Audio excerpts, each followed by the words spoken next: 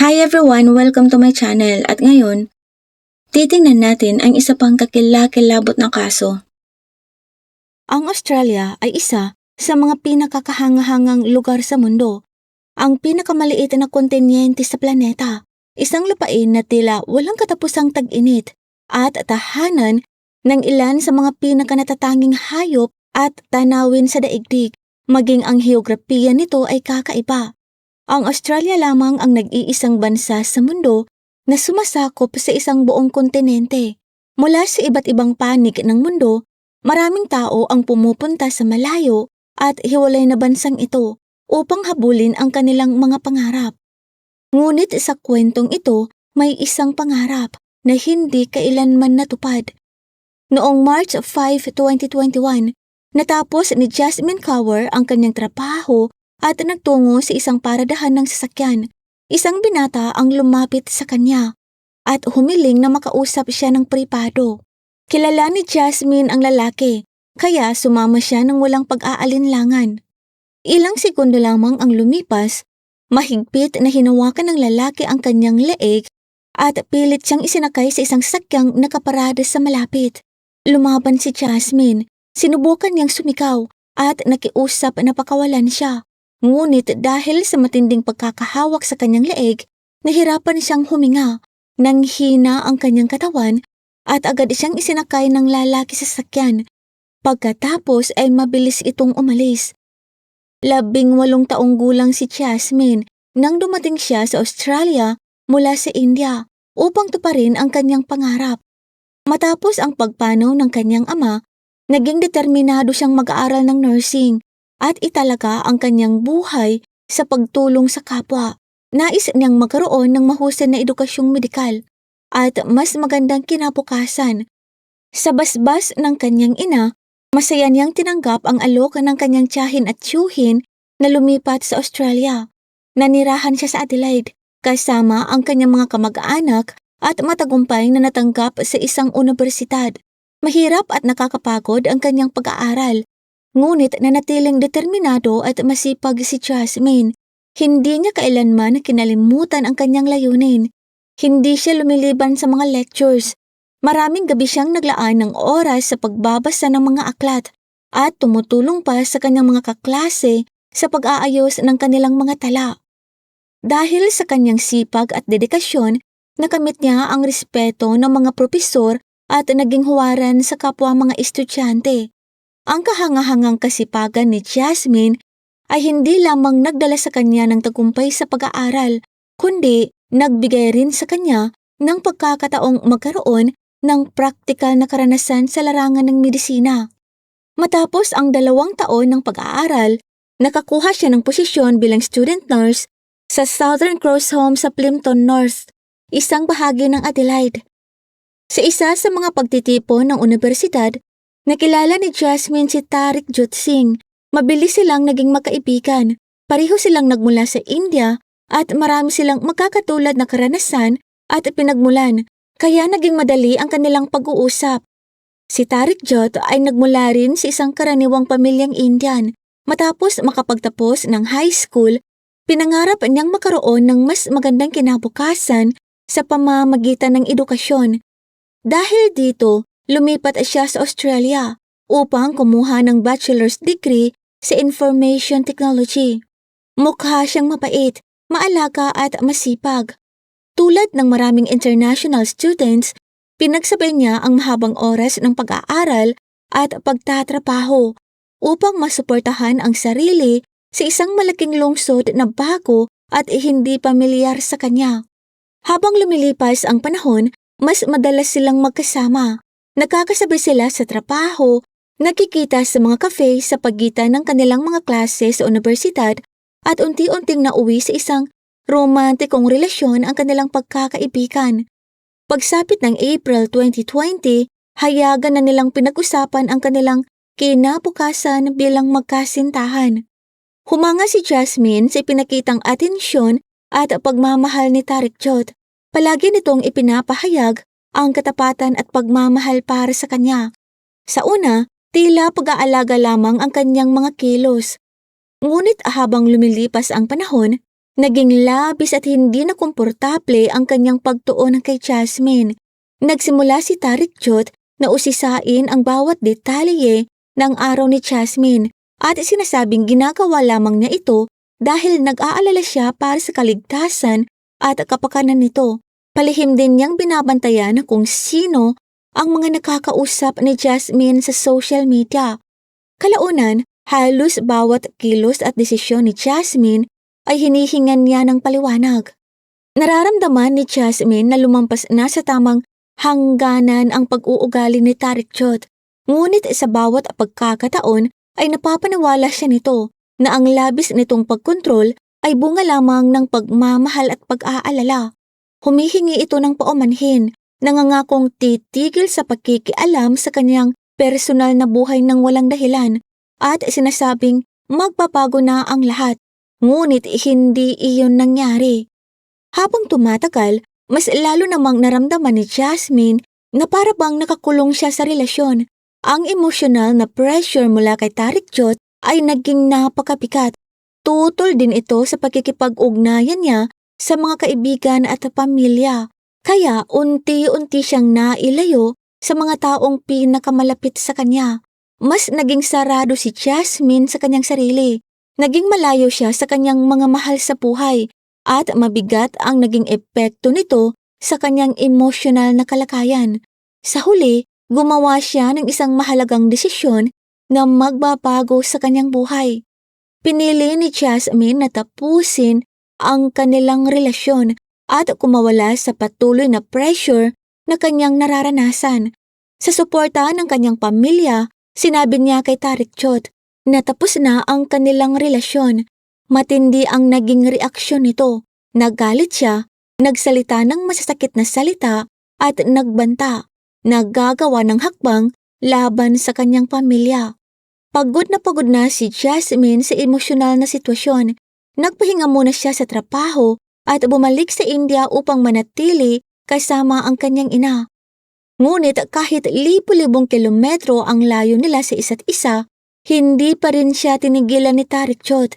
Patuloy itong gumagamit ng emosyonal na panghikayat at paulit-ulit na nagbabanta na sasaktan ang sarili upang pilitin siyang bumalik sa kanilang relasyon. Nagsimulang gumawa si Tarikjot ng mas nakakabahalang mga bagay upang makuha ang atensyon ni Jasmine. Sa isang pagkakataon, sinubukan niyang saktan ang sarili sa pamamagitan ng pag-inom ng maraming sleeping pills. Nirecord pa niya ang buong pangyayari at direktang nagsalita sa kamera bago ipinadala ang video kay Jasmine. Umaasang maaawa ito at makikipag-ugnayan muli sa kanya. Ngunit hindi niya nakuha ang reaksyong inaasahan. Sa halip na maibalik ang relasyon nila, napunta siya sa ospital kung saan sinuri ng mga doktor ang kanyang kalagayan. Matapos makumpleto ang kanyang paggamot, bumalik si Tarikjot sa trabaho at ipinagpatuloy ang kanyang pag-aaral. Sa paningin ng iba, tila tinanggap na niya ang hiwalayan at ipinagpatuloy ang kanyang buhay. Ngunit noong March 6, 2021, hindi na nakapasok sa trabaho si Jasmine Kaur. Madilim na ng gabing iyon, mabilis na bumabaybay ang isang sasakyan sa mga lansangan ng lungsod habang maingat na iniiwasan ang mga lugar na may surveillance cameras. Matapos ang halos isang oras ng biyahe, huminto rin ito. Bumaba ang binata at inilabas si Jasmine mula sa sasakyan. Nanghihina siya matapos ang matinding hirap na kanyang pinagdaanan. Walang anumang emosyon sa mukha ng lalaki nang buksan nito ang likuran ng sasakyan at kumuha ng duct tape at isang cable. Sa nakakatakot na katahimikan, tinakpan niya ng tape ang bibig at ang mga mata ni Jasmine. Mahigpit itong dumikit sa kanyang balat. Pagkatapos ay itinali niya ang mga kamay nito sa likuran gamit ang kable. Punong-puno ng takot, pilit na lumaban si Jasmine. Hindi nagsasalita ang lalaki. Wala ring paraan upang makatakas. Itinulak siya nito pababa at pagkatapos ay itinali rin ang kanyang mga pinti gamit ang parehong kable. Walang magawa at labis na natatakot, pilit siyang kumilos sa tabi ng daan. Nagulo na ang kanyang mahabang buhok at nadumihan ang kanyang mga damit. Pagkaraan nito, gumawa ang lalaki ng isang marahas at nakapipinsalang hakbang gamit ang isang matalim na bagay. Maya-maya, tumigil na sa paggalaw si Jasmine. Inilagay niya ang bagay na iyon sa isang bag, saka walang emosyon na binuhat ang dalaga at inilagay sa likuran ng sasakyan. Matapos isara ang likuran ng sasakyan, nagsindi siya ng sigarilyo. Ilang hit-hit lamang ang kanyang ginawa bago muling sumakay at umalis. Buong gabi siyang nagmaneho. Bago sumikat ang araw, huminto ang sasakyan sa isang liblib na lugar na kilala bilang Death Hill. Doon, naghukay ang lalaki ng mababaw na hukay. Pagkatapos, ay inilabas niya si Jasmine mula sa sasakyan at inilagay siya roon. Ganito inilibing ng salarin ang dalaga. Ngunit buhay pa si Jasmine noon. Hindi na niya makita ang nakapaligid sa kanya. Habang nasa ilalim ng malamig na lupa, hirap siyang huminga habang unti-unting napupuno ng buhangin ang kanyang ilong. Dahil sa bigat ng lupang nakapatong sa kanya, halos hindi na siya makagalaw. Takot at matinding kawalan ng pag-aasa ang bumalot sa kanyang isipan. Sa loob ng maikling panahon, nakagawa pa siya ng mahihinang tunog ng paghingi ng tulong. Pagkatapos nito, tuluyan nang naghari ang katahimikan. Sa isang nakakatakot na sandali, may isang taong nagpasyang kontrolin ang kapalaran ng iba. Ngunit ang masasamang gawain ay laging nag-iiwan ng mga bakas. At sa paglipas ng panahon, naaabot din ng hustisya ang katotohanan. Noong March 6, 2021, sa unang pagkakataon, hindi nakapasok si Jasmine Cower sa kanyang nakatakdang trabaho sa Southern Cross Care sa North Plemton nang walang anumang apiso. Nagtatrabaho siya roon bilang nurse assistant habang ipinagpapatuloy ang kanyang pag-aaral. Nakipag-ugnayan ang kanyang supervisor sa mga kamag-anak ni Jasmine at kalaunan sa araw ding iyon ay opisyal siyang iniulat na nawawala. Agad na inilunsad ang malawakang paghahanap. Sinuri ng mga investigador ang mga kuha ng surveillance camera sa paligid at maingat na binuo ang mga pangyayaring naganap noong gabing iyon. Gayunpaman, kakaunti lamang ang impormasyong nakuha mula sa mga video na maaaring makatulong agad sa paghahanap kay Jasmine. Ang huling kumpirmadong paglitaw ng batang nursing student ay nang umalis siya sa trabaho bandang 10:00 ng gabi noong March 5. Hindi nagtagal, napunta ang hinala kay Tariq Jut Singh. Siya ang naging pangunahing suspect dahil meron siyang malinaw na motibo. Ilang linggo bago mawala si Jasmine, naghain siya ng ulat sa pulisya na nagrereklamo tungkol sa paulit-ulit na panggugulo at labis na pagtuon ni Tariq sa kanya. Nang unang tanungin ng mga detective si Tariq noong March 6, sinabi niyang hindi niya maalala kung kailan niya huling nakita si Jasmine. Iginiit din niyang nasa bahay lamang siya buong gabi nang mawala ang dalaga. Ngunit kinabukasan, binago ni Tariq ang kanyang pahayag. Sinabi niya sa mga investigador na pumanaw si Jasmine at inangkin niyang inilibing niya ito sa Flinders Ranges. Pagkatapos nito, itinuro niya sa pulisya ang lugar ng kanyang binanggit. Doon, natagpuan ng mga investigador ang sapatos, salamin at ID badge sa trabaho ni Jasmine na itinapon sa isang basurahan sa malapit. Nakakita rin sila ng mga cable na ginamit bilang panali. 2 araw matapos tanungin ng pulisya si Tariq Jut Singh, natagpuan ang labi ni Jasmine malapit sa Moralana Creek, humigit kumulang 25 miles sa hilaga ng Hooker. Ang lugar kung saan natagpuan ang hukay ay nasa humigit kumulang 100 yarda mula sa kalsada. Halos 5 oras ang layo mula sa lugar kung saan pinaniniwala ang unang dinala si Jasmine. Isinailalim sa kustudiya si Tariq Jut Singh at nanatiling nasa ilalim ng investigasyon habang hinihintay ang paglilitis sa kaso. Habang mas lalo pang sinisiyasat ng mga otoridad ang mga pangyayari, natuklasan nilang may mga ebidensyang nagpapakita na ang pagdukot at ang sumunod na krimen ay pinaghandaan ng maaga. Ipinakita ng mga kuha ng security cameras at mga record ng pagbili na sa mismong araw ng pagkawala ni Jasmine, bumisita si Tariq sa isang hardware store kung saan bumili siya ng cable ties, duct tape at lupid. Sa bahay na tinitirhan ni Tariq, natagpuan din ng mga investigador ang ilang cellphone at maraming SIM card. Naniniwala ang mga otoridad na nagpapakita ito ng sinadyang pagkahanda, kabilang ang pagtatangkang lumikha ng maling alibay sa pamamagitan ng pagpapalit ng SIM card bago isagawa ang pagdukot. Noong gabing mawala si Jasmine, nakipagpalit din si Tariq ng sasakyan sa kanyang kasama sa bahay at hiniling pa rito na akuin ang kanyang trabaho sa naturang oras. Samantala, nagtungo si Tariq sa nursing home kung saan nagtatrabaho si Jasmine ng gabing iyon. Sa simula, kinasuhan si Tariq ng hindi pag-uulat ng isang pagkamatay sa coroner. Ngunit kalaunan, binago ang direksyon ng investigasyon at itinuring ang kaso bilang isang pagpatay.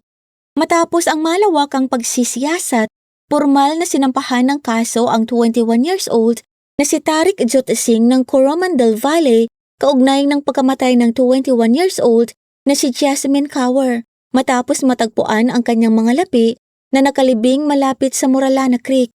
Noong March 9, unang humarap si Tariq sa Port Augusta Magistrates Court sa pamamagitan ng video link.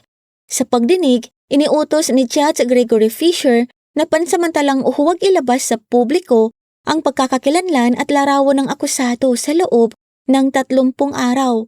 Noong July 2021, nagsimula ang mga pagdinig kaugnay ng kaso ni Jasmine Kaur sa Supreme Court sa ilalim ni Justice Adam Kimber. Sa mga pagdinig, nalaman ng hukuman na si Tariq ay naninirahan sa Australia gamit ang student visa at nakaranas ding manatili sa isang short-term psychiatric care unit noong unang bahagi ng taong iyon. Ipinaalam ng mga taga-usig sa Supreme Court na nasawi si Jasmine Kaur 1 buwan lamang matapos niyang magsumiti ng ulat sa pulisya na nagsasabing siya ay patuloy na sinusundan at ginugulo ng kanyang dating kasintahan na si Tariq Jot Singh. Kalaunan, umamin si Tariq sa kasong may kaugnayan sa pagkamatay ni Jasmine Kaur noong March 2021 at maraming nakapapahalang detalye ang lumabas sa panahon ng paghatol.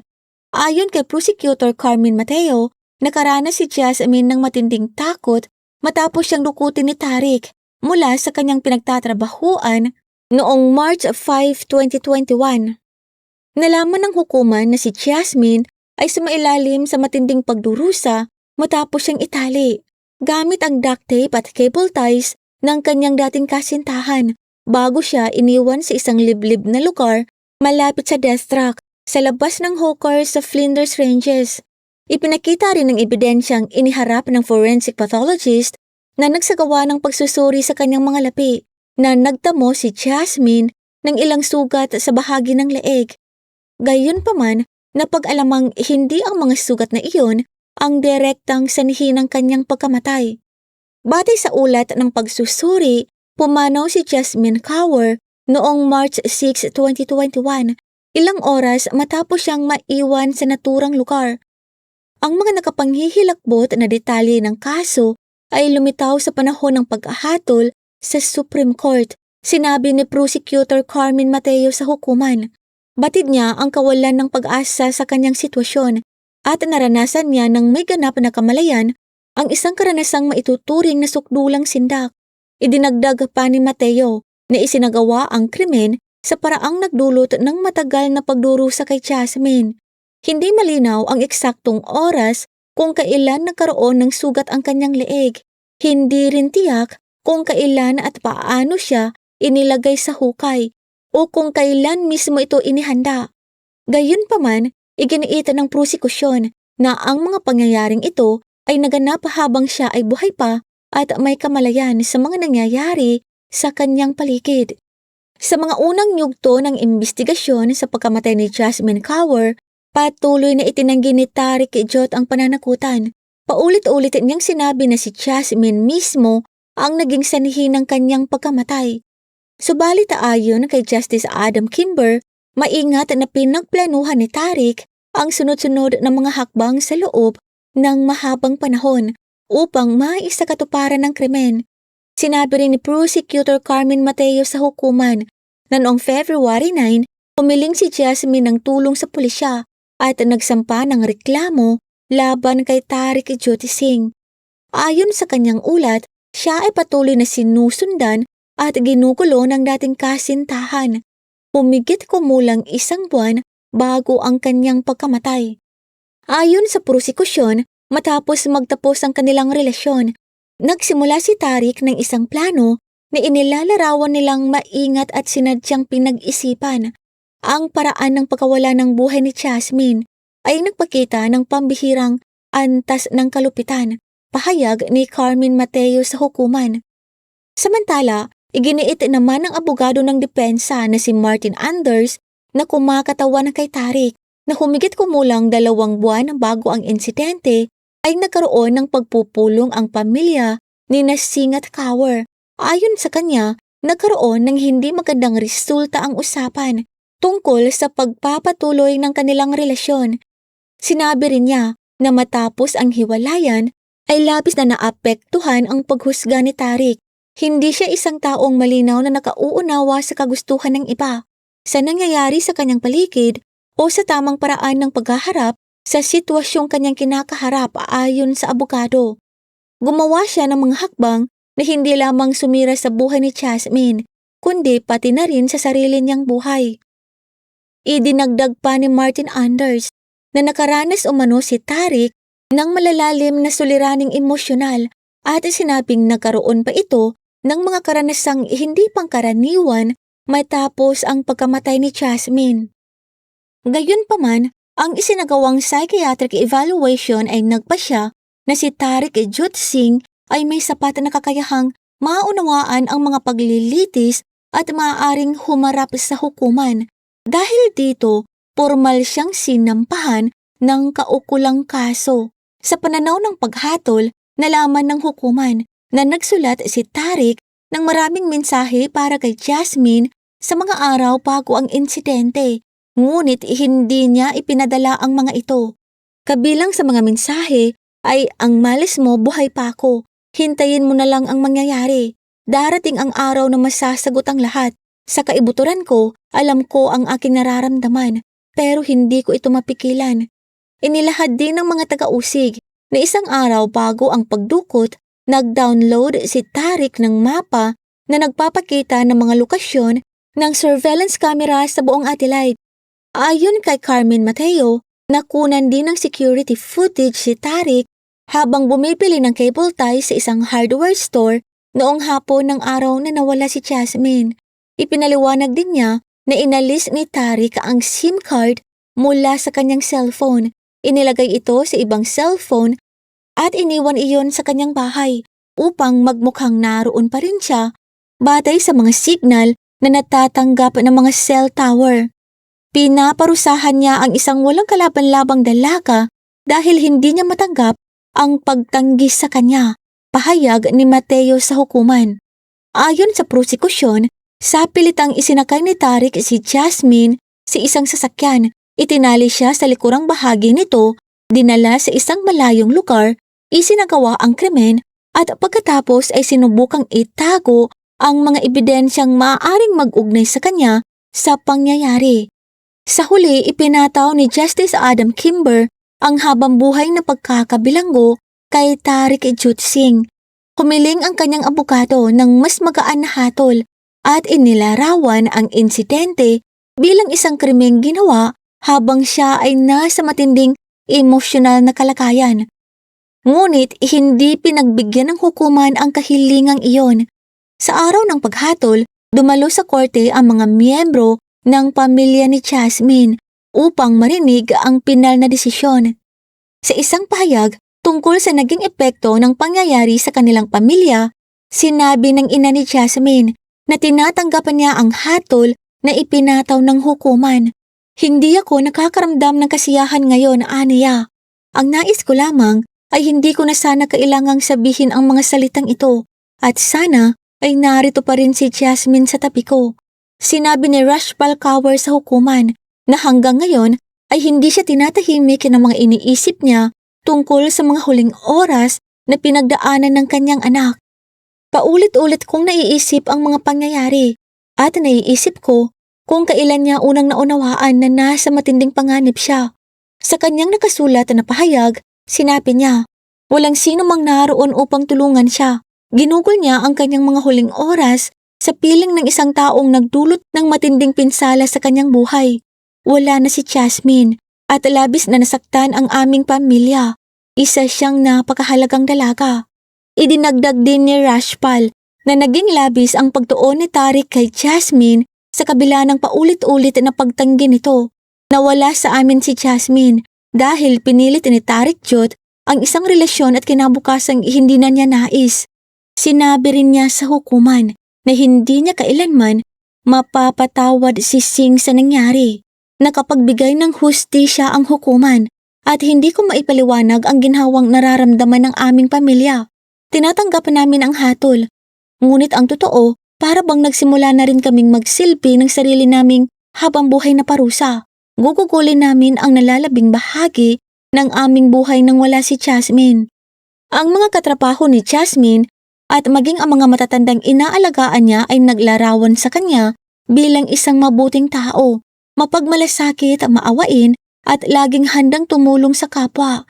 Bilang resulta ng paglilitis, si Tariq Jot Singh, isang 21 years old na estudyante mula India na iniuugnay sa pagdukot sa kanyang dating kasintahan na si Jasmine Kaur mula sa pasilidad ng kanyang pinagtatrabahuan noong March 2021 ay hinatulan ng matagal na pagkakabilanggo na may napakahabang panahon bago siya maaaring maging karapat-dapat para sa anumang pagsusuri kaugnay ng kanyang paglaya. Maraming salamat po sa panunood. Kung hindi naman po kalabisan, paki-like at subscribe po sa aking channel, and as always, keep safe everyone.